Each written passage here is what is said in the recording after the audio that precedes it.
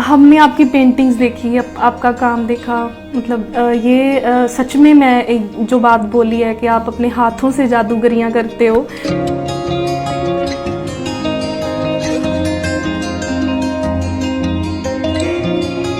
जब आप मेरे काम को भी देखेंगे तो उसमें आपको ग्राफिटी की झलक दिखेगी। एक कंप्यूटराइज, एक डिजिटलाइज चीज़ें हैं और जो इसकी फिनिशिंग है वो काफ़ी हद तक मैं स्प्रे से यूज़ करता हूँ। तो इन चीज़ों को मैंने शांति निकेतन में डेवलप किया।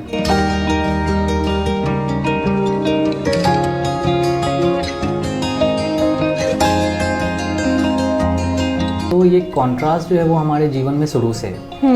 मैंने उस चीज़ को बहुत नज़दीक से देखा है और मैं जो भी काम करता हूँ उसमें मेरे लाइफ के एक्सपीरियंसेस हैं। तो मैं कॉन्ट्रास्ट को हमेशा एक सुख दुख के नज़र से देखता हूँ।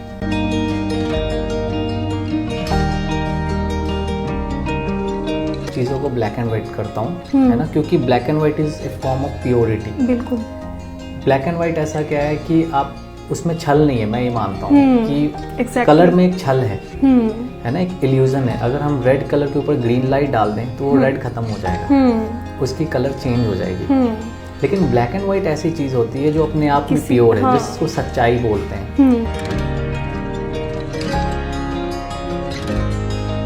ठीक है, एक आर्टिस्ट जो है अगर वो संवेदनशील नहीं है, वो चीज़ों को देख के कुछ सोच नहीं पा रहा है, समझ नहीं पा रहा है, तो उसकी सोच उस तरीके से डेवलप नहीं होती है।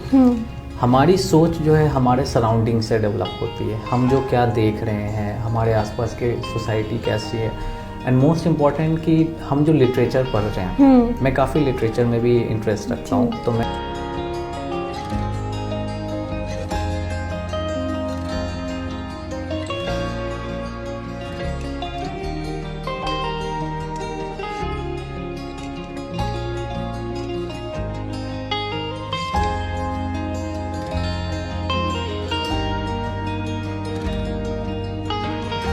तो ये मेरा जो स्टूडियो है एक साधना का जगह है, जहाँ पे मैं बैठता हूँ, जहाँ पे मैं सोचता हूँ।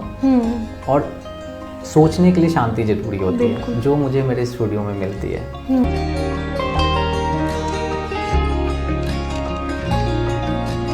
काफ़ी सारे ऐसे मतलब फॉर्म्स है जो आप कभी सोच नहीं सकते हो कि ये भी हो सकता है। नेचर अपने आप में एक मैजिक है। बिल्कुल, हाँ, मिस्ट्री है। तो फिर क्या होता है कि जब मैं कुछ चीज़ों को देखता हूँ तो मुझे लगता है कि सब कुछ है जो नेचर में एग्जिस्ट करता है। हम काम में ये सोचते हैं कि पता नहीं ग्रीन कलर का फ्लावर बना रहा हूँ, ग्रीन कलर का रोज होगा या नहीं होगा, लेकिन कहीं ना कहीं वो एग्जिस्ट करता होगा। नेचर में सब कुछ है।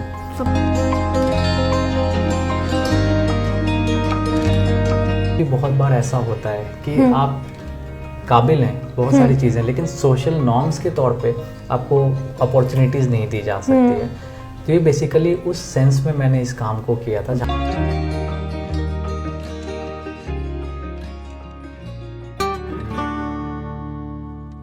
सत श्री अकाल जी, RPD 24 ਨਾਲ ਤੁਸੀਂ ਜੁੜੇ ਹੋਏ ਹੋ ਤੇ ਮੈਂ ਜੈਸਮੀਨ ਮੀਨੂ ਤੁਹਾਡਾ ਸਵਾਗਤ ਕਰਦੀ ਹਾਂ ਪ੍ਰੋਗਰਾਮ ਮੁਹੱਬਤ ਵਰਗੇ ਲੋਕ ਦੇ ਵਿੱਚ। ਜਿਵੇਂ ਕਿ ਤੁਸੀਂ ਜਾਣਦੇ ਹੀ ਹੋ ਕਿ ਇਸ ਪ੍ਰੋਗਰਾਮ ਦੇ ਤਹਿਤ ਅਸੀਂ ਤੁਹਾਨੂੰ ਹਰ ਵਾਰ ਕਲਾ ਨਾਲ ਜੁੜੇ ਹੋਏ ਵੱਖੋ ਵੱਖਰੇ ਲੋਕਾਂ ਦੇ ਰੂਬਰੂ ਕਰਵਾਉਂਦੇ ਹਾਂ। ਤਾਂ ਅੱਜ ਸਾਡੇ ਨਾਲ ਇੱਕ ਇਹੋ ਜਿਹੇ ਆਰਟਿਸਟ ਮੌਜੂਦ ਨੇ, ਇਹੋ ਜਿਹੇ ਕਲਾਕਾਰ ਮੌਜੂਦ ਨੇ ਜੋ ਆਪਣੇ ਹੱਥਾਂ ਦੇ ਨਾਲ ਜਾਦੂਗਰੀਆਂ ਕਰਦੇ ਨੇ, ਜਿਨ੍ਹਾਂ ਦੇ ਹੱਥਾਂ ਦੇ ਵਿੱਚ ਕਮਾਲ ਦਾ ਹੁਨਰ ਹੈ, ਜਿਨ੍ਹਾਂ ਦੇ ਬਣਾਏ ਹੋਏ ਕਮਾਲ ਦੇ ਆਰਟ ਵਰਕ ਜਦੋਂ ਤੁਸੀਂ ਦੇਖੋਗੇ, ਉਹਨਾਂ ਦੀਆਂ ਪੇਂਟਿੰਗਸ ਦੇਖੋਗੇ ਤਾਂ ਤੁਹਾਡੇ ਮੂੰਹ ਦੇ ਵਿੱਚੋਂ ਵਾਹ ਜ਼ਰੂਰ ਨਿਕਲੇਗੀ। ਬਹੁਤ ਕਮਾਲ ਦੀ ਕਲਾਕਾਰੀ ਕਰਦੇ ਨੇ ਤੇ ਮਿਲਵਾਉਂਦੇ ਆ ਉਹਨਾਂ ਦੇ ਨਾਲ, ਤੁਹਾਨੂੰ ਗੱਲਬਾਤ ਕਰਦੇ ਆ ਉਹਨਾਂ ਦੀਆਂ ਪੇਂਟਿੰਗਸ ਬਾਰੇ, ਉਹਨਾਂ ਦੇ ਕੰਮਾਂ ਬਾਰੇ, ਉਹਨਾਂ ਦੀ ਕਲਾ ਬਾਰੇ। ਇੱਕ ਗੱਲ ਮੈਂ ਤੁਹਾਨੂੰ ਇਹ ਦੱਸ ਦਿਆਂ ਕਿ ਮੈਂ ਇੰਟਰਵਿਊ ਹਿੰਦੀ ਦੇ ਵਿੱਚ ਕਰਾਂਗੀ, ਕਿਉਂਕਿ ਪ੍ਰਕਾਸ਼ ਸਰ ਨੇ ਜਿਹੜੇ ਉਹ ਬਿਹਾਰ ਤੋਂ ਬਿਲੋਂਗ ਕਰਦੇ ਨੇ ਤੇ ਹਿੰਦੀ ਦੇ ਵਿੱਚ ਗੱਲਬਾत ਅਸੀਂ ਕਰਾਂगे। ਸੋ स्वागत कर लेते हैं। नमस्कार सर, कैसे हो आप? ठीक ठाक हो? बहुत अच्छा। हमारी तरफ से आपका बहुत बहुत स्वागत है, पूरी टीम की तरफ से। धन्यवाद मैडम। अच्छा, हमने आपकी पेंटिंग्स देखी, आपका काम देखा, मतलब ये सच में मैं एक जो बात बोली है कि आप अपने हाथों से जादूगरियां करते हो। तो हर आर्टिस्ट का कोई ना कोई इतिहास होता है, हिस्ट्री होती है। पहले तो मैं यहीं से शुरुआत करना चाहती हूँ कि आप इस कला के फील्ड से, इस मतलब आर्ट के फील्ड से कब जुड़े और ये जो आपका ये शौक़ है कब डेवलप हुआ? मैम सबसे पहले तो कला जो है मेरे अंदर बहुत बचपन से है। जब मैं छोटा था तो मैं कार्टून वगैरह काफ़ी कुछ बनाता रहता था। फिर जब मैं क्लास 6 में था तो फिर मेरी रुचि काफ़ी बढ़ती गई। मैं अपने स्टेट में, बिहार में, अपने डिस्ट्रिक्ट में काफ़ी सारे कॉम्पिटिशन्स में पार्टिसिपेट करता था, तो मैं काफ़ी सारे प्राइजेस जीतता था।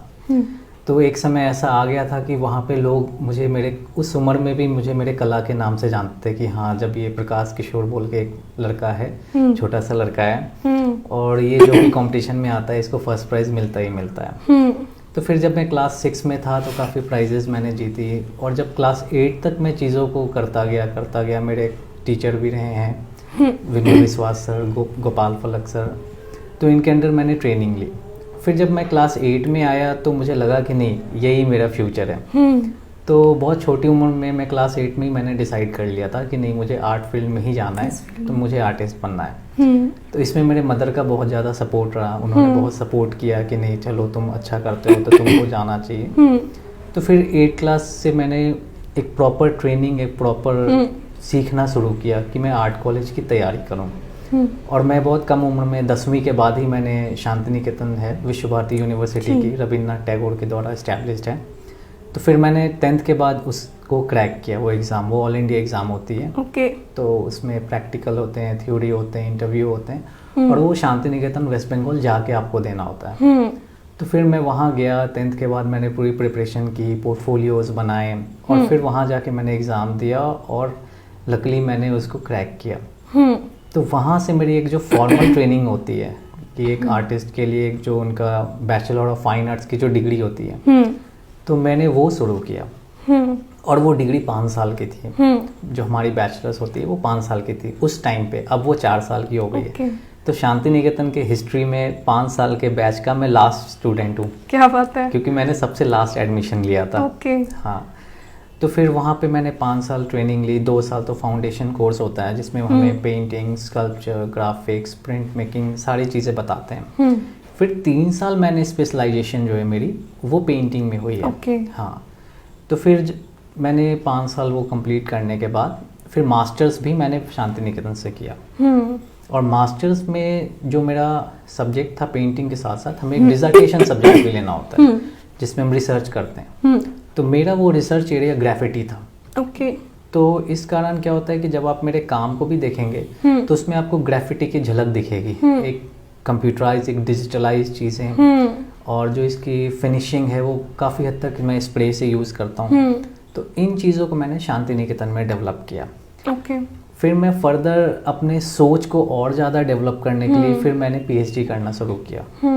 और मेरी जो पीएचडी की सब्जेक्ट थी वो भी काफ़ी हद तक मेरे पेंटिंग से ही रिलेटेड थी। कंटेम्प्ररी आर्ट को लेके मैंने किया, जिसमें मैं मीडियाटिक रियलिज्म को बारे में जानना शुरू किया। उस पर मैंने प्रॉपर रिसर्च किया कि कैसे जो मीडिया है, जो डिजिटल मीडिया है, इलेक्ट्रॉनिक मीडिया है, वो कैसे एक आर्टिस्ट के माइंड को अफेक्ट करती है। कैसे वो इमेजेस आते हैं आर्टिस्ट को अपने पास, वो आर्टिस्ट उन चीज़ों को परसीव करता है, फिर वो काम करता है।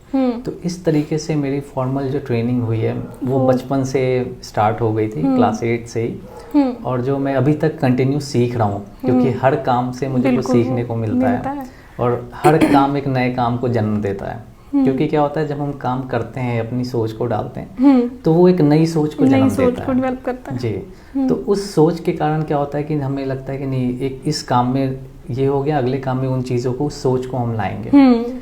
तो उस तरीके से क्या होता है कि हम हर कैनवास में हर एक छोटा ड्राइंग भी करते हैं, तो उससे हम सीखते हैं। मैम बिल्कुल। तो इस तरीके से मेरी शुरुआत हुई और कंटिन्यूअस प्रैक्टिस करता गया। मैं काफ़ी मेहनत की है मैंने अपने काम को लेके। मतलब इतने सालों की मेहनत है जो हमें दिखती है। जब कल आपने मुझे अपनी जो पेंटिंग्स भेजी तो बड़ा मतलब देखते सारी ऐसा लगा कि यार ये इंटरव्यू तो करनी है। और जैसे पेंटिंग्स में हम आपकी देखें तो एक कंट्रास्ट है ना, हर आर्टिस्ट का कोई ना कोई एक वो विज़न होता है जो जिस विज़न को लेकर वो अपने जो आर्ट वर्क में रिप्रेजेंट करता है। आपकी पेंटिंग्स में मैंने देखा कि आपकी एक हैप्पीनेस का, सैडनेस का एक कंट्रास्ट है ना। अगर आप एक पेंटिंग में ब्लैक एंड वाइट को यूज़ कर रहे हैं तो उसमें एक छोटी सी चीज़ है जिसको आप कलरफुल यूज़ कर रहे हैं ना। तो ये जो है, ये आपका जो विज़न है, ये आपने कहाँ से मतलब डेवलप किया, या बचपन से आपको लगा कि इस विज़न पे ही काम करना है? देखिए एक्चुअली ये एक लाइफ की पार्ट है, ठीक है। अगर आप हैप्पीनेस है आपके लाइफ में तो सैडनेस भी है, बिल्कुल। जो सुख दुख है वो साथ चलता है। तो ये कॉन्ट्रास्ट जो है वो हमारे जीवन में शुरू से है। मैंने उस चीज़ को बहुत नज़दीक से देखा है, और मैं जो भी काम करता हूँ उसमें मेरे लाइफ के एक्सपीरियंसेस हैं। तो मैं कॉन्ट्रास्ट को हमेशा एक सुख दुख के नज़र से देखता हूँ। अगर सुख है तो ही हमें दुख पता चलता है, अगर दुख ज़्यादा है और थोड़ी सी भी कुछ खुशियाँ आए तो वो खुशियाँ बहुत ज़्यादा लगने लगती है। तो ये जो हमारे जीवन में कॉन्ट्रास्ट चलता रहता है, मैं उन चीज़ों को ही अपने काम में दिखाता हूँ। बहुत बार ऐसे होता है कि जैसे कुछ चीज़ को फोकस करना है हमें, जैसे मैं किसी चीज़ को इम्पोर्टेंस देना चाहता हूँ, क्योंकि कला एक ऐसी चीज़ है जहाँ पे हमें बहुत ज़रूरी होता है कि हम अपने सोच को दिखाएं, रिप्रेजेंट करें। बिल्कुल। तो उस सोच में भी कुछ चीज़ें ऐसी होती है जिसको हम फोकस करना चाहते हैं। बिल्कुल। तो ये मेरा स्टाइल है कि मैं बहुत बार क्या करता हूँ, चीज़ों को ब्लैक एंड वाइट करता हूँ, है ना, क्योंकि black and white is a form of purity. बिल्कुल। ब्लैक एंड वाइट ऐसा क्या है कि आप उसमें छल नहीं है, मैं ये मानता हूँ कि exactly. कलर में एक छल है ना, एक इल्यूजन है। अगर हम रेड कलर के ऊपर ग्रीन लाइट डाल दें तो वो रेड खत्म हो जाएगा, उसकी कलर चेंज हो जाएगी। लेकिन ब्लैक एंड वाइट ऐसी चीज होती है जो अपने आप में प्योर है, जिसको सच्चाई बोलते हैं। तो उस सच्चाई के बीच में मैं कुछ ऐसी कलरफुल चीजें डालता हूँ जो एक तरह से फोकस करती हैं, और आपको तुरंत वो चीज लग जाएगा कि अच्छा इस आर्टिस्ट ने इन चीज़ों को फोकस किया हुआ है। तो फिर क्या होता है, एक प्रॉपर जो इमेज है उसके बारे में आप सोचना शुरू कर देते हैं। It's a kind of technique to guide your vision. तो मैं उन चीज़ों के हिसाब से ही अपने कॉम्पोजिशंस में अपने कलर सेंस को मैं उस तरीके से डेवलप करता हूँ। अच्छा प्रकाश जी, एक बात ये मेरे मन में काफ़ी बार आती है कि जो एक होते हैं आम लोग और एक होते हैं आर्टिस्ट लोग, है ना। जो आम लोग हैं वो अपने फीलिंग्स को बोल के भी बताते हैं ना, और एक आर्टिस्ट ने उसको रिप्रेजेंट करना होता है उस पिक्चर में। एक आर्टिस्ट किसी एक आम इंसान से ज़्यादा संवेदनशील होता है, वो चीज़ों को ज़्यादा फील करता है आम इंसान से ज़्यादा, ये है?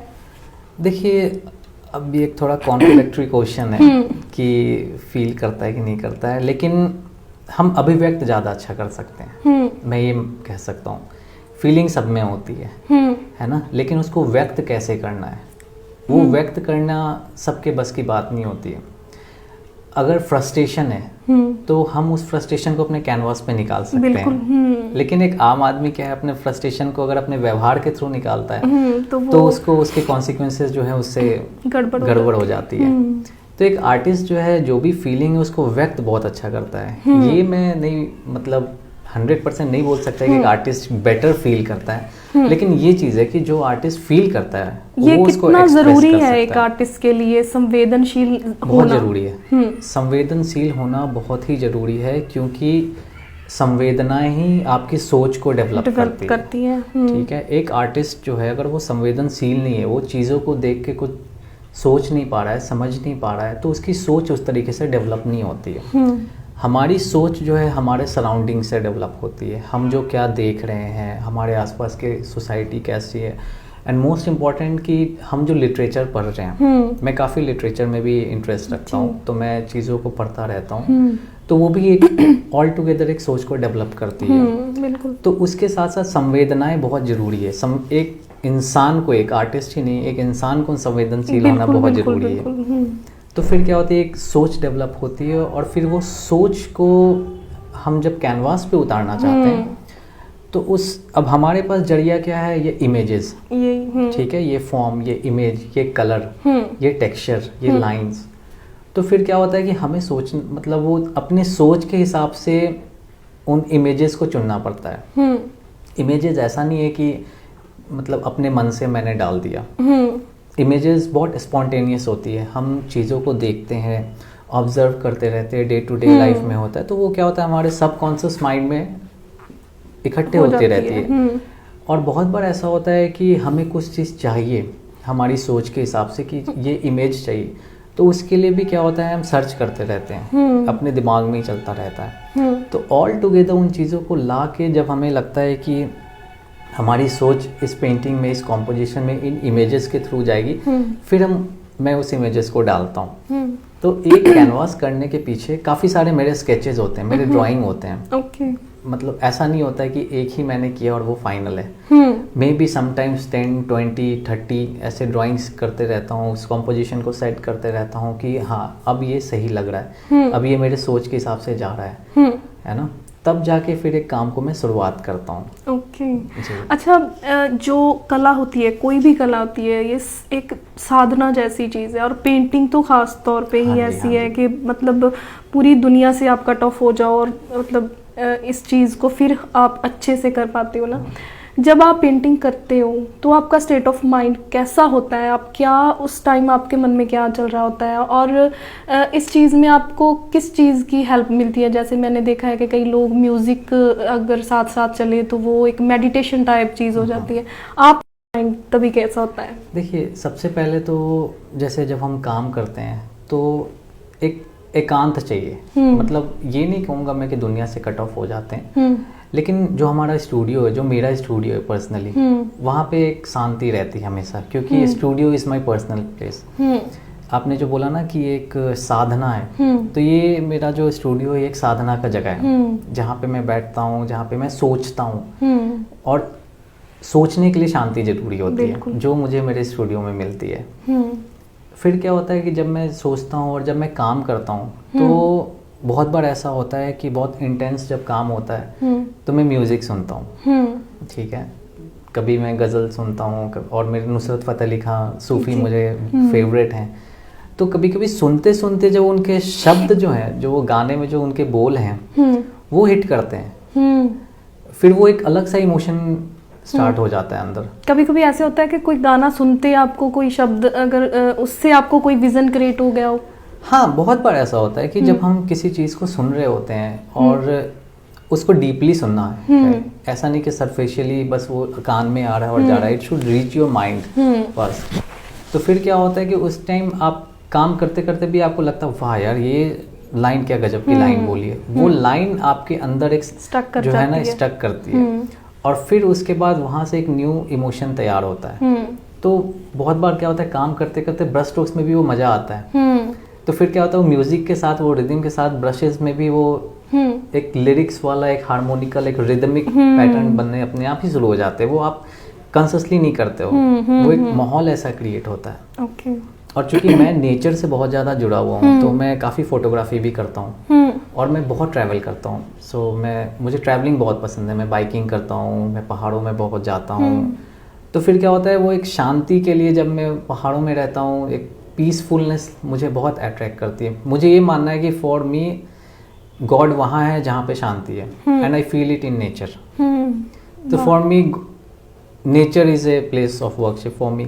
मेरे लिए गॉड वहीं एग्जिस्ट करते हैं। तो मैं बहुत बार ट्रैवल करता हूँ बस अपने आप को शांत करने के लिए, अपने सोच को विस्तार करने के लिए, क्योंकि ट्रैवलिंग में सीखते बहुत हैं। और जब आप नेचर में रहते हैं ना, नेचर में काफ़ी सारे ऐसे मतलब फॉर्म्स है जो आप कभी सोच नहीं सकते हो कि ये भी हो सकता है। नेचर अपने आप में एक मैजिक है, बिल्कुल। हाँ, मिस्ट्री है। तो फिर क्या होता है कि जब मैं कुछ चीज़ों को देखता हूँ तो मुझे लगता है कि सब कुछ है जो नेचर में एग्जिस्ट करता है। हम काम में ये सोचते हैं कि पता नहीं ग्रीन कलर का फ्लावर बना रहा हूँ, ग्रीन कलर का रोज होगा या नहीं होगा, लेकिन कहीं ना कहीं वो एग्जिस्ट करता होगा। नेचर में सब कुछ है। तो मेरी जो एक टेंडेंसी थी बहुत पहले कि पता नहीं ये चीज़ होगा या नहीं होगा, वो नेचर ने ख़त्म किया। नेचर ने मुझे सिखाया कि दुनिया में सब कुछ पॉसिबल है, और वो सब कुछ नेचर में है। तो मैं जो भी कर रहा हूँ उसमें मुझे झिझक नहीं होना चाहिए कि ये है नहीं है, ऐसा होगा नहीं होगा, क्योंकि नेचर एक मिस्टीरियस जगह है और हम नेचर के अंदर बिलोंग करते हैं, हम नेचर से अलग नहीं है। बिल्कुल। हर human being is a part of nature, वो अपने आप में मिस्टीरियस है। बिल्कुल। तो उस हिसाब से मुझे लगता है कि नेचर ने मुझे बहुत कुछ दिया है, और मैं चाहता हूँ और मैं नेचर के साथ जुड़ा रहना चाहता हूँ, और जो मुझे बहुत हेल्प करता है। तो मेरा जो स्टेट ऑफ माइंड होता है वो बहुत पीसफुल होता है जब मैं काम करता हूँ। ओके।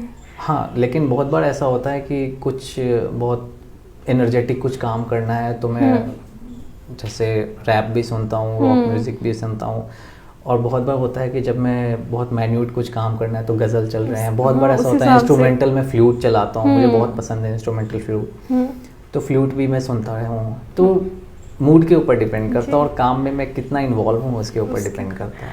अच्छा प्रकाश जी, आपने फॉरेन में भी काफ़ी शोज़ किए हैं, एग्जीबिशन किए हैं, इंडिया में भी किए हैं, और अभी आप पंजाब में रह रहे हो। हर तरह की ऑडियंस आपने देखी है। जी जी। तो आपका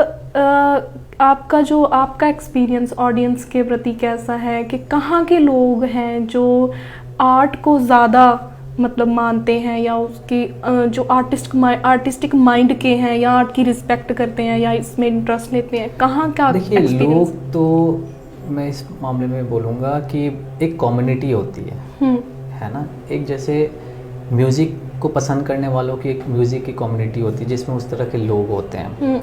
आर्ट को पसंद करने वालों की एक आर्ट की कम्युनिटी होती है। अब मैं काफ़ी सालों से पंजाब में हूँ, तो मैंने यहाँ पे चंडीगढ़ ललित कला में भी एग्जीबिशन किए हैं, पंजाब ललित कला में भी शो किए हैं, तो मैंने देखा यहाँ पे भी लोग काफ़ी अप्रिशिएट करते हैं, क्योंकि यहाँ पे भी आर्ट कम्युनिटी के बहुत अच्छे अच्छे लोग हैं, बहुत अच्छे अच्छे आर्टिस्ट हैं। तो एक कम्युनिटी बनी हुई है यहाँ पे काफ़ी अच्छा, जिसमें आर्ट को अप्रिशिएट किया जाता है। अब जैसे मैं फॉरेन में जाता हूँ तो वहाँ पे gallery culture is different, what we see in India and what we see in Punjab, comparatively foreign galleries are totally different, उनकी एक गैलरी कल्चर डिफरेंट है। वहाँ पे जैसे मैं एग्जीबिशन करता हूँ या फिर मेरे काम वहाँ पे लगे होते हैं, बहुत बार होता है मैं नहीं भी ट्रैवल करता हूँ, मेरे काम फॉरेन में रहते हैं, तो फिर क्या होता है कि उनकी एक अपना अलग सिस्टम है, वहाँ के उनके लोग अलग है। मैं हालांकि सारे लोगों को जानता नहीं हूँ, है ना, क्योंकि मैं फर्स्ट टाइम ट्रैवल करता हूँ काफ़ी सारे जगहों पे गैलरीज के साथ, बस एग्जीबिशन में जाता हूँ, तो मैंने ये चीज़ फील किया है कि एक उनमें एक सोच हमेशा जागृत रहती है, ऑडियंस कोई भी हो, कि ये काम क्या है, इन्होंने कैसे किया है, क्यों ना हम आर्टिस्ट से बात करें, चाहे वो पंजाब हो, चाहे इंडिया के हो, चाहे कहीं के भी हो, क्योंकि पंजाब का एक ऑडियंस जो है उसकी एक सोच अलग होगी, दिल्ली के जो ऑडियंस होगी उनकी एक सोच अलग होगी, क्योंकि art is open for all. बिल्कुल बिल्कुल। Art is not limited to any community और बाउंड्री एनी सोसाइटी, है ना, ये सबके लिए, कॉमन पीपल के लिए भी है, एक आर्ट कम्युनिटी के लिए भी है, एक दूसरे फील्ड के लोगों के लिए भी है। तो जो ऑडियंस है वो कैसे परसीव करती है काम को, वो भी बहुत ज़रूरी होता है। बिल्कुल, हाँ। कि मैं नहीं चाहता पर्सनली कि मैं इम्पोज करूं एक ऑडियंस के ऊपर कि नहीं मैंने जो बनाया है, हाँ, मेरी जो सोच है। ये मैं आपसे पूछना भी चाहती थी कि कभी ऐसा होता है कि जिस विजन को लेकर आप बनाते हो तो कभी मतलब जो ऑडियंस है वो किसी अलग विजन से उसको देख रही है? बिल्कुल, और होना भी ये चाहिए, क्योंकि क्या होता है अलग-अलग कि हर आदमी की, हर इंसान की अपनी एक सोच होती है, बिल्कुल बिल्कुल, और वो एक काम के साथ अपनी सोच के साथ कनेक्ट होता है। बहुत बार होता है कि जो मैंने काम किया है वो ना सोच के वो किसी और तरीके से सोच रहे हैं, तो यहाँ पे एक आर्टिस्ट सक्सेसफुल भी है कि वो एक ऑडियंस को इन्वॉल्व कर पा रहा है। और इससे आर्टिस्ट का विजन भी ज्यादा वो होता मेरे पड़ता काम के साथ भी ये चीज़ होता है कि मेरे काम में बहुत सारी इमेजेस हैं, है ना, तो अब जरूरी नहीं है कि जो दो इमेज को मैंने जिस मेटाफोर के हिसाब से यूज किया है ऑडियंस भी उसी हिसाब से सोचे। इट्स नॉट इम्पोर्टेंट ना, इट्स नॉट नेसेसरी ऑल्सो। तो वो ओपननेस होना चाहिए, और वो कहीं कहीं पे आपको सीखने को मिलता है। फिर जब हम ऑडियंस से बात करते हैं तो काफ़ी सारी चीज़ें हमें सीखने को भी मिलती है, क्योंकि क्या होता है कि हम एक सोच के साथ जब काम करते हैं तो ऑडियंस किस तरह से सोच रहा है वो हम नहीं सोच पाते हैं, तो एक मल्टीपल थॉट्स हमें सीखने को मिलते हैं कि हाँ एक इमेज को ऐसे भी रिप्रेजेंट किया जा सकता है, एक इमेज को वैसे भी रिप्रेजेंट किया जा सकता है। तो बहुत बार हमारे लिए, मेरे लिए एक लर्निंग होती है कि जब मैं ऑडियंस से बात करता हूँ, जब मेरे काम एग्जिबिट हुए रहते हैं और फिर वो बोलते हैं कि अच्छा आपने क्या बनाया, फिर मैं उनको अपनी बातें बताता हूँ, तो फिर वो उधर से एक होता है काउंटर रिप्लाई होता है कि अच्छा मैंने तो सोचा था कि ये आपने इसको इस रीजन से बनाया। ओके, तो वो काफ़ी इंटरेस्टिंग है, वो आपको भी अलग अलग विजन जब आपको मिलते हैं तो आपका भी विजन ज़्यादा वो ब्रॉड होता होगा ना? हाँ जी, सीख मैं बोला आर्ट एक लर्निंग प्रोसेस है। बिल्कुल बिल्कुल, हर चीज़ में हम सीखते हैं उन चीज़ों को। अच्छा, आपने ये भी बताया कि आप लिटरेचर भी पढ़ते हो बहुत ज़्यादा। लिटरेचर का, किताबों का इस फील्ड में कितना आप मानते हो योगदान है आपकी सोच को डेवलप करने में? बहुत ज़्यादा योगदान है। किताबें आपके सोच को ब्रॉड बनाती हैं। बिल्कुल। और जितनी ब्रॉड आपकी सोच होगी आपके विज़न उतने दूर तक जाएगा। तो इसलिए मुझे पर्सनली, मेरे लिए ऐसा लगता है कि जब मैं लिटरेचर को पढ़ता हूँ या फिर हिस्ट्री ऑफ आर्ट जब मैं चीज़ों को पढ़ता हूँ, क्योंकि हर चीज़ का एक हिस्ट्री होता है, एक रूट होता है, तो हमें रूट को पता होना चाहिए कि ये रूट क्या है, इसकी कहाँ से आ रही है। तो वो चीज़ें क्या होती है, आपके क्लैरिटी ऑफ माइंड को डेवलप करती है। आपके माइंड बहुत क्लियर होना चाहिए कि आप क्या कर रहे हो, क्या नहीं कर रहे हो। तो उसमें एक तो किताबें बहुत ज़्यादा हेल्प करती है, और दूसरा क्या होता है कि चीज़ों को प्रति आप कितना ऑब्जर्व कर रहे हो। Observation is very important for an artist. बिल्कुल। कि अगर आप चीज़ों को ऑब्जर्व नहीं कर रहे हो तो वो बस एक फ्लैश की तरह आएगी और जाएगी। वो चीज़ मुझे लगता है कि एक आर्टिस्ट के लिए नहीं होना चाहिए। एक आर्टिस्ट को ऑब्जर्वेशन बहुत स्ट्रांग होनी चाहिए और लिटरेचर से हमेशा जुड़े होना चाहिए। मेरे एक सर ने बहुत पहले मुझे एक बात बोली थी कि जब हम दूसरी की लिटरेचर को नहीं पढ़ते हैं या फिर दूसरे के रचनाओं को नहीं पढ़ते हैं तो हमें अपना रचना सर्वश्रेष्ठ लगने लगता है। हम इस मतलब भ्रम में रहते हैं कि नहीं, हमने जो किया है वो बेस्ट है। वो इसलिए होता है क्योंकि हमने दूसरों की पढ़ा नहीं होता है। तो अपने आप को आंकने के लिए भी, अपने आप को आपको टटोलने के लिए भी कि where actually do you belong, आपकी अपनी एग्जिस्टेंस कहाँ पे, उसके लिए हमें बहुत ज़रूरी है कि हम दूसरे के काम को भी देखें और साथ साथ पढ़ाई को भी इम्पोर्टेंस दें। तभी आप चीज़ों को आप आंक सकते हो उससे। बिल्कुल। अच्छा, इसकी जो पेंटिंग होती है, इसकी काफ़ी टेक्निक्स होती हैं सर, और आप कौन कौन सी टेक्निक्स पे काम करती हो और आपका सब्जेक्ट मैटर है जो वो आप कौन सा चूज़ करते हो? देखिए, पेंटिंग में तो खैर आजकल काफ़ी सारे मतलब मिक्स मीडिया भी करने लगे हैं, और मैं बेसिकली प्रॉपर पेंटिंग में डील करता हूँ। मैं प्रॉपर पेंटिंग में ही काम करता हूँ। तो मैं ऑयल कलर भी करता हूँ, मैं एक्रेलिक कलर भी करता हूँ। आपने ये देखा है जो पीछे जो काम है वो वाटर कलर और गुआश में भी है जी। ठीक है। तो मैं water colour, gouache, charcoal, acrylic, इन सारे मीडियम्स में मैं काम करता हूँ, क्योंकि बहुत बार डिपेंड करता है कि सब्जेक्ट मैटर जो मैं उठा रहा हूँ, जो मेरी सोच है वो कौन से मीडियम के साथ जाएगी, क्योंकि हर मीडियम की अपनी लिमिटेशन है और अपनी पॉसिबिलिटीज़ है, दोनों है। तो बहुत बार होता है कि जैसे पहले के जो मेरे काम थे वो मैं ऑयल कलर में करता था। मैंने 10 साल कंटिन्यू ऑयल किए। तो फिर जब मैं ऑयल कलर करता था तो उस वक्त की जो सोच थी, उस वक्त के जो सब्जेक्ट थे, उस हिसाब से जाता था। फिर मुझे लगा कि नहीं, मुझे थोड़ा फ्रीडम के साथ काम करना है। तो मैंने वो चीज़ एक्रेलिक में देखा, एक्रेलिक मीडियम में, कि नहीं इसमें फ्रीडम, मैं इंजॉय भी कर रहा हूँ, फ्रीडम भी है। तो फिर क्या हुआ कि फिर मैं उसके बाद एक्रेलिक करना शुरू किया। तो मैं 2011 से कंटिन्यू एक्रेलिक कर रहा हूँ, और 2003 से मैं 2011 तक मैं कंटिन्यूस ओनली ऑयल किया। तो फिर क्या, अभी बीच बीच में भी मैं ऑयल कलर करता हूँ, और सब्जेक्ट के हिसाब से डिपेंड करता है कि अब जैसे मैंने पीछे गॉश और वाटर कलर में किया, मुझे लगा कि नहीं पेपर वर्क पे ये ज़्यादा अच्छा लगेगा, तो मैंने उसको उस पर किया। कैनवास पे मैं मेनली एक्रेलिक करता हूँ, और मैं बहुत हद तक ग्राफिटी के जो स्प्रे का जो टेक्निक है उस चीज़ को यूज़ करता हूँ। इसको एक टर्म है आर्ट में, फुमातो बोलते हैं, जिसमें क्या होता है कि लाइंस के जगह हम कलर्स को मर्ज करते हैं, है ना। तो जो लियोनार्डो दा विंची भी बहुत यूज़ करते थे। आप मोनालिसा अगर आप पेंटिंग देखेंगे तो उसमें वो बहुत कम लाइंस मिलेंगे। उसमें क्या होगा, आपको कलर ज़्यादा मिलेंगे। एक लाइन जो है वो एक मर्जन ऑफ कलर है वहाँ पे। तो मैं बहुत जगह पे उस सॉफ्टनेस को लाने के लिए भी मैं उस स्प्रे का यूज़ करता हूँ। तो मैं टेक्निकली मेरे काम में बहुत सारे टेक्निक्स हैं जो मैं एक्रेलिक में ही मैंने खुद ही डेवलप किया उन चीज़ों को, और मैं उस टेक्निक को काफ़ी यूज़ करता रहता हूँ। गमिंग करता हूँ, फिर टेप करता हूँ, फिर स्प्रे करता हूँ, फिर हटाता हूँ। तो काफ़ी टेक्निकल है मेरा काम इस मामले में। हर आर्टिस्ट का कोई ना कोई अपने फील्ड में आइडल होता है ना, या फिर किसी अपने आइडल की या किसी का हम पे प्रभाव होता है। आपको आपका जो मतलब आप अपना इस फील्ड में किसको आइडल मानते हो? देखिए, इंडियन आर्टिस्ट में तो मुझे M.F. हुसैन बहुत पसंद है। मेरा काम कहीं भी उनसे मैच नहीं होता है, लेकिन जो उनका टेम्परामेंट था एक आर्ट के प्रति, कि नहीं आर्ट को कहीं से कहीं उठाना है, आर्ट में मेरी कंट्रीब्यूशन होनी चाहिए, है ना। और वो जो एक जज्बा है काम करने का, कि आप उसमें लगे रहते हो, आपने अपनी ज़िंदगी पूरी आर्ट को दे दी, उस टेम्परामेंट के कारण मुझे M.F. हुसैन बहुत पसंद है। और कंटेम्प्रेरी आर्ट में मुझे अतुल दोदिया बहुत पसंद है, क्योंकि उन बहुत वर्सेटाइल हैं वो। मैं अतुल दोदिया जी से मिला भी हूँ। शांति निकेतन में वो वर्कशॉप में भी आते थे, तो पर्सनली मैं उनके साथ काम भी किया है मैंने। तो मुझे उनकी जो सोच है और उनके जो वर्सेटैलिटी है काम करने की, वो बहुत पसंद है। और वेस्टर्न में अगर मैं बात करूँ तो मुझे वैन गॉग और साल्वाडोर डाली, ये दोनों मुझे बहुत पसंद है। वैन गॉग और साल्वाडोर डाली मेरे बहुत फेवरेट हैं जी। एक और मेरे माइंड में पहले आया था, मैं पूछना भूल गया आपसे कि जिस जगह पे एक आर्टिस्ट काम कर रहा है, जो मैंने इंटरव्यू से पहले भी आपसे बात की थी, कि जगह का आर्टिस्ट के माइंड पे कितना इफ़ेक्ट पड़ता है?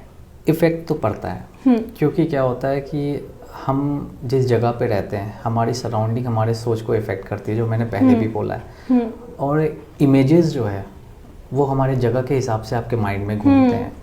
अगर मैं सिटी में हूँ तो यहाँ की इमेजेस डिफरेंट है, यहाँ के घर डिफरेंट है, यहाँ का एटमॉस्फेयर डिफरेंट है, यहाँ का पेड़ पौधे डिफरेंट हैं। लेकिन अगर मैं पहाड़ पे रहता हूँ, है ना, तो वहाँ का एटमॉस्फेयर डिफरेंट होगा। तो वो एक हमारे सोच में अपने आप आ जाएगी, हम चाहे या ना चाहे, जगह का प्रभाव आ जाता है। अगर मैं पहाड़ों में रहता हूँ तो वो पीसफुलनेस, वो ब्राइट स्काई, वो क्लाउड्स, वो सारी चीज़ें जो है अपने आप एक माइंड में इफ़ेक्ट करेगी, वो अनकॉन्शियसली भी आपके काम में आ ही जाएगी। तो जगह इज़ वेरी इंपॉर्टेंट, कि आप किस जगह पे रहते हैं, किस जगह से आप जुड़े हुए हो, वहाँ की सोसाइटी कैसे हैं, आपकी पब्लिक डीलिंग कैसी है, वो सारी चीज़ें इफ़ेक्ट करती है एक आर्टिस्ट के सोच को जी। समय भी काफ़ी हो चुका है, तो मैं आपसे बस जाते जाते यही पूछना चाहती हूँ कि आने वाले समय में आप अपने आप को किस जगह पर देखते हो, या एक आप अपनी जो फाउंडेशन है उसके बारे में बता रहे थे, उसमें आप क्या वर्क कर रहे हो, वो हमें ज़रूर बता दीजिए। देखिए, आने वाले टाइम में सबसे पहले तो मैं अपने आप को as a good human being देखना चाहूँगा, फर्स्ट ऑफ ऑल, क्योंकि एक गुड ह्यूमन बीइंग आपकी पहली आइडेंटिटी होनी चाहिए। बिल्कुल। उसके बाद मैं मेहनत कर रहा हूँ काफ़ी सारी चीज़ों को लेके, अपने काम को भी लेके कर रहा हूँ। तो एक होप है कि मैं आने वाले टाइम में भी एक आर्ट फील्ड को कुछ कंट्रीब्यूट करूँ, क्योंकि एक आर्टिस्ट के लिए इम्पोर्टेंट होता है कि उसकी कंट्रीब्यूशन क्या है। तो आई होप कि आने वाले टाइम में मैं काफ़ी सारी चीज़ें कंट्रीब्यूट कर पाऊँ, काफ़ी सारे लोगों को साथ लेके चलूँ। और चूँकि मैं एक फाउंडेशन रन करता हूँ, पॉजिटिव एनर्जी आर्ट फाउंडेशन, मैं उसका डायरेक्टर भी हूँ। और मेरी फाउंडेशन जो है हम 3 कंट्रीज़ के साथ मिलके करते हैं। मैं इंडिया से देखता हूँ, मेरे एक फ्रेंड है जो थाईलैंड से देखते हैं, और एक और फ्रेंड है जो साउथ कोरिया से देखते हैं। तो हम तीनों मिलके इस फाउंडेशन को रन कर रहे हैं, और हमारी कोशिश है कि जितने ज़्यादा हो सके लोग, उतने सारे लोगों को साथ लेके चलें। क्योंकि कहते हैं ना, अकेले आप बहुत दूर तक नहीं जा सकते, अगर साथ है तो मीलों के रास्ते बहुत आसान लगते हैं। तो इस तरीके से हमने फाउंडेशन को रन कर रहे हैं। अभी हमने काफ़ी सारे ऑनलाइन शोज़ किए हैं, चूँकि कोरोना था तो ऑनलाइन शोज़ ही पॉसिबल हुए। उसके पहले हमने थाईलैंड में भी एक शो किया था। थाईलैंड जाके 60 आर्टिस्ट थाईलैंड गए थे, इंडिया से, बांग्लादेश से और काफ़ी जगह से। और फिर अभी नेक्स्ट हमारा कुछ शोज़ है दुबई में है। हम कुछ रेसिडेंसीज भी प्लान कर रहे हैं। इनफैक्ट मैं खुद कुछ आर्टिस्ट को नेक्स्ट ईयर इंडिया में रेसिडेंसी के लिए इनवाइट कर रहा हूँ। फिर यहाँ के कुछ आर्टिस्ट हैं वो फॉरेन जाएंगे, साउथ कोरिया और थाईलैंड वहाँ करेंगे। जो हमारा अभी recent positive energy art foundation का एक प्रोजेक्ट है, उसमें हम ट्राइबल्स के लिए कुछ काम कर रहे हैं, जहाँ पे ट्राइबल आर्ट को हम प्रमोट करना चाहते हैं और ट्राइबल आर्टिस्ट को। क्योंकि बहुत सारे ऐसे आर्टिस्ट जिनको मैं पर्सनली जानता हूँ, दे आर वेरी गुड, पर उनको एक्सपोजर नहीं है। तो हम चाहते हैं कि हम कुछ ऐसे आर्टिस्ट को सामने लाएं कि जिनको एक्सपोजर नहीं मिल रहा है। तो इसलिए अभी हमने एक प्रोजेक्ट शुरू किया है, जहाँ पे हम जो ट्राइबल आर्टिस्ट हैं, जो बेसिकली ट्राइब्स हैं, उनके आर्टिस्ट को और थाईलैंड के आर्टिस्ट को हम एक साथ क्लब करके हम एक बैंकॉक में शो का प्लान कर रहे हैं, जो आई होप कि नेक्स्ट ईयर हो पाए। मैं चाहता हूँ कि कोरोना का तीसरी लहर ना आए, ताकि जीवन जो है सबका नॉर्मल हो। तो फिर ये सारी चीज़ें हमारे आने वाले समय में प्लानिंग है। देखिए, जब मैंने जैसे आपको बताया था कि एक सॉफ्ट और एक हार्ड एक कॉन्ट्रास्ट होता है जो मैं लाइफ को देखता हूँ, तो आप देखेंगे इस पे ना एक कैक्टस बना हुआ है, जो एक बहुत हार्डनेस का एक सिंबल है, एक पिंचिंग कैरेक्टर है, दर्द होता है, और ओवरऑल जो इफेक्ट है वो बहुत सॉफ्ट है। तो ये कॉन्ट्रास्ट जो लाइफ की है वो यहाँ पे भी है। और फिर उसके ऊपर एक बर्ड बैठा है, किंगफिशर। किंगफिशर क्या है, ये जाना जाता है अपने हंटिंग के लिए, अपने फिशिंग के स्टाइल के लिए, कि एकदम स्पीड होती है और फिश को लाती है, लेकिन इसके बीक टाइड है। बिल्कुल, बीक को आप देखेंगे कि मैंने थ्रेड से बांध रखा है। तो एक्चुअली क्या होता है लाइफ में ना, आप बहुत सारे स्किल होने के बावजूद अगर आपके अपॉर्चुनिटीज़ है, जो आपके बेस्ट स्किल है, उसको एक सोशल बाउंडिंग या फिर एक सोसाइटी के नाम पे अगर हम बांध देते हैं ना, तो वो चीज़ें एक तरह से फेल्योर है ना। अगर आप एक किंगफिशर का बीक ही काम ना करे, उसको बांध दिया जाए, तो उसकी सारी एबिलिटी खत्म है। बिल्कुल। तो वुमेन के साथ भी बहुत बार ऐसा होता है कि आप काबिल हैं बहुत सारी चीज़ें, लेकिन सोशल नॉर्म्स के तौर पे आपको अपॉर्चुनिटीज़ नहीं दी जा सकती है। तो ये बेसिकली उस सेंस में मैंने इस काम को किया था, जहाँ पे आप देखेंगे कि एक वुमेन का एक है ओवरऑल फॉर्म, और जिसमें क्या फेस को मैंने इंडिविजुअल इसलिए नहीं बनाया क्योंकि मैं इसको ग्लोबलाइज रखना चाहता हूँ। फेस बनाने से क्या होता है, एक इंडिविजुअल की आइडेंटिटी हो जाएगी। तो इसको ग्लोबल करने के लिए मैंने फेस को ना बना के इसको ब्लैंक रखा, और जो ब्लैक एंड वाइट की जो बात हम कर रहे थे उसमें कलर को मैंने डाला है, ताकि इन चीज़ों में यहाँ तक फोकस हो सके जी। और फिर आप देखेंगे वो बेसिकली क्या है कि एक सॉफ्टनेस है, जो मैं ग्राफिटी की बात कर रहा था कि मैं स्प्रे से काम करता हूँ, तो उस स्प्रे के टेक्निक को मैंने इसमें यूज़ किया है जी। और इस तरह से सेंट्रलाइज फ्रेम किया है, और साथ में नेचर आपको मेरे हर काम में दिख जाएगा, जहाँ पे नेचर आपको, क्योंकि nature is part of my self, तो मैं माई सेल्फ के साथ साथ नेचर को भी यहाँ पे हमेशा रिप्रेजेंट करता हूँ।